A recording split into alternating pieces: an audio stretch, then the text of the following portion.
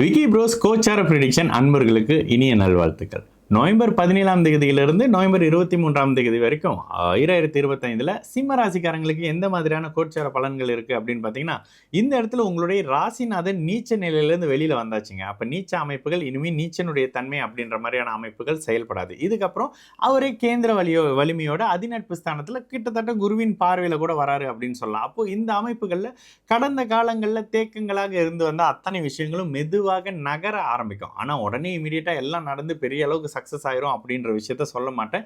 ஒரு சில சிம்மராசிக்காரங்களுக்கு ஒரு சிலருக்கு மிகப்பெரிய தொழில் மாற்றங்கள் வரக்கூடிய அமைப்பாக இருக்கும். நல்ல மாற்றம், பதவி கொடுத்துட்டாங்கங்க, ஆனால் அதிகாரத்தை என் கையில் கொடுக்க மாட்டாங்கன்ற மாதிரியான ஒரு வாரமாக இருக்கும். கொஞ்சம் எரிச்சலான மனநிலையோட என்னங்க இந்த ஆளோட என்னை போட்டு வேலைக்கு போட்டாங்க, ஆனால் கொஞ்சம் டென்ஷனாகவே இருக்குது, நான் என்ன சொல்கிறேன்னு அவருக்கு புரிய மாட்டேது, அவர் என்ன சொல்கிறேன்னு நான் புரிஞ்சுக்க மாட்டேன் அப்படின்ற மாதிரி மனநிலை வேலைக்கு போகிறவர்களுக்கு இருக்கும்.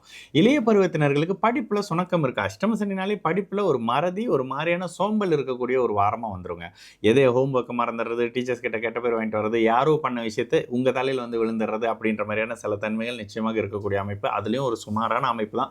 பெரிய அளவில் வந்து அப்படி இப்படின்ற மாதிரியான சில தன்மை இல்லாமல் கொஞ்சம் சுணக்கம், மார்க்கில் கொஞ்சம் அந்த தன்மை வரக்கூடிய அமைப்பு. சிலருக்கு சகோதர அமைப்புகளில் பிரச்சனைகள் வரக்கூடிய அமைப்பு, சகோதரரால் சில பிரச்சனைகள் வந்து விலகக்கூடிய அமைப்பு, அப்பாவோட சொத்து, தந்தையுடைய சொத்து சார்ந்த அமைப்புகளில் இந்த உடன்பிறப்புகளோட சில சச்சரவுகள் வரக்கூடிய ஒரு வாரமாக இருக்கும். அது கூட பிற்பகுதியில் மெதுவாக அப்படியே தீரக்கூடிய அமைப்பு. என்ன இருந்தாலும் இந்த வாரங்களில் பெரிய முடிவுகள் எதுவும் எடுக்க வேணாம். அஷ்டம சனி டைமில் கல்யாணம், வீடு வாங்குறது மாதிரியான மிகப்பெரிய முடிவுகளை எடுக்கிறது, யாரோட ஜாயின் பண்ணி பிஸ்னஸ் பண்ணுறதுன்ற மாதிரியான அமைப்புகளில் தயவு செய்து கண் விழிச்சுக்குங்க.